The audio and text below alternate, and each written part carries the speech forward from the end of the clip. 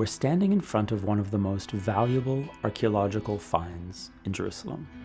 This stone was part of the Second Temple, the one destroyed by Roman legions in the year 70 CE.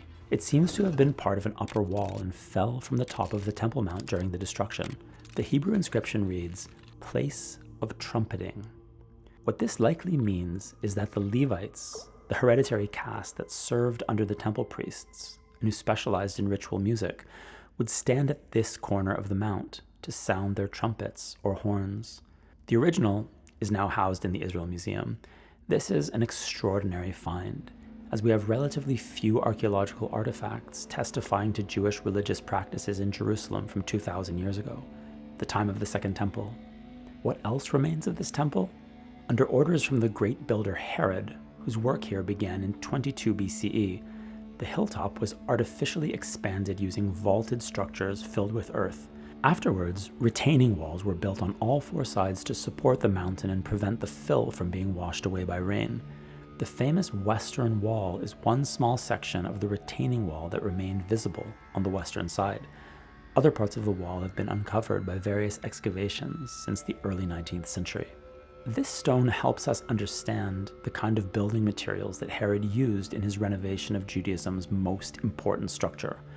A typical stone in the Herodian walls of the Temple Mount weighs about 30 tons.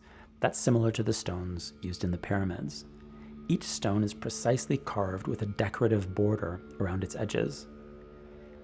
These lower levels of the retaining wall show classic Herodian masonry, while the upper sections use smaller stones.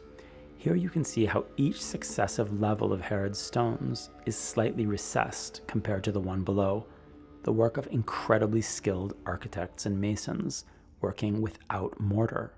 Above us are the sealed Holda gates, decorated with sculpted reliefs and leading onto the mount. What other archaeological evidence of the Jerusalem temple remains? These magnificent steps, for instance, leading from south to north and ascending to the Temple Mount. Pilgrims once walked up these steps to the temple after beginning their journey to the south, passing through the pool of Siloam, which served as a large ritual bath. An entire complex of such baths is located here very close to the Temple Mount because only those who were pure, both in body and in thought, could ascend. These steps leading up to the mount were constructed at varying heights. This doesn't seem to have been carelessness, but quite the contrary. It was a way to prevent people from climbing automatically, forcing them to watch their step and maintain humility, remaining conscious of their destination. While the walls have been rebuilt many times, with only the lower levels dating to the days of Herod, the gates remain in their original locations from 2,000 years ago. They're now sealed like the Holda gates. We don't know if there was any ritual significance to which gate a visitor to the temple used, but we do know that there were many gates providing access to the Temple Mount from different directions. We can also see the remains of grand bridges that once led to the temple. Here, for example, is the beginning of a pedestrian bridge that connected the sanctuary to the upper city, what is now the Jewish quarter. This is where Jerusalem's aristocracy lived, and presumably the priestly families who would have walked across these bridges to perform their duties in the temple. Here's the remnant of an arch still visible, jutting from the wall. This too was a complex bridge with stairs that led to a street running right next to the mount.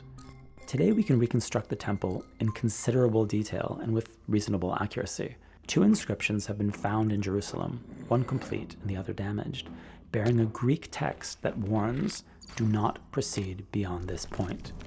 This means that only Jews were permitted to enter the sanctuary area itself, while non-believers were forbidden to enter, under penalty of death. In imagining what the Second Temple looked like, we're also helped by depictions that were created not long after its destruction. For example, coins struck by Jewish rebels of the Bar Kokhba revolt just 60 years later. The rebel coins show the temple, with inscriptions reading, "First year of Jerusalem's freedom" and "Second year of Jerusalem's freedom." Actually, these inscriptions expressed hope rather than reality. The rebels were defeated before they could capture Jerusalem or the Temple Mount, but the temple was still in living memory, and these coins give us detailed views of the building's outer facade. We also have texts, particularly the detailed description left by Josephus Flavius, a Jewish general who changed sides and became a Roman historian. In his remarkable book, The Jewish War, written for a Roman audience, Josephus attempts to explain to the Romans whom they had actually conquered in this war. He describes the remarkable history of the Judeans and their many achievements. This book includes an entire chapter describing Jerusalem in 70 CE and the temple itself, giving us valuable details. Another important text is the Christian New Testament, parts of which were written by witnesses who'd visited and lived in Jerusalem and seen the city and temple up close. We also have the Talmud, a later Jewish source, but one that includes authentic traditions passed down from the years when the temple existed. Lastly, we have a few burial inscriptions, like this one from a man identified as Nicanor, builder of the gates. We know about this man, Nicanor of Alexandria, from Josephus, who recounts that he donated gates to the Jerusalem temple and also survived a shipwreck. Excavation on the mount itself is impossible. It remains a Muslim holy site, as it has been for 13 centuries.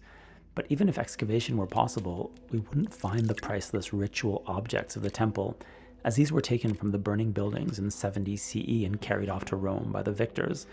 The Arch of Titus in Rome depicts Roman soldiers in triumph, carrying loot from the temple on their shoulders during a victory parade. The objects include the temple menorah, the 7-branched candelabrum, which remains a symbol of the Jewish people.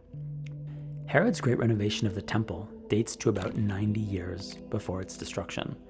The renovation transformed Herod into a great builder, a prestigious status in the Roman world.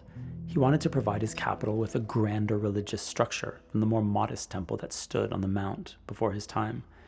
He also seems to have wanted to curry favor with his Judean subjects, many of whom despised him. Herod came from a family of converts to the Jewish faith, and he had also displaced the Hasmonean royal dynasty, which caused the local population to regard him very poorly. Herod also had 2 other grand structures built for Jewish residents of Judea. One was at Mamre, where the 3 strangers are said to have appeared to Abraham in the story from the book of Genesis. Nothing remains of that building, but the second building, at the Cave of the Patriarchs in Hebron, stands to this day. If Herod was hoping to improve his image with these construction projects, historical sources suggest it didn't really work. Many of his subjects still refuse to see him as a legitimate Jewish monarch. It may not have helped that his energies weren't limited to projects connected to the Jewish religion.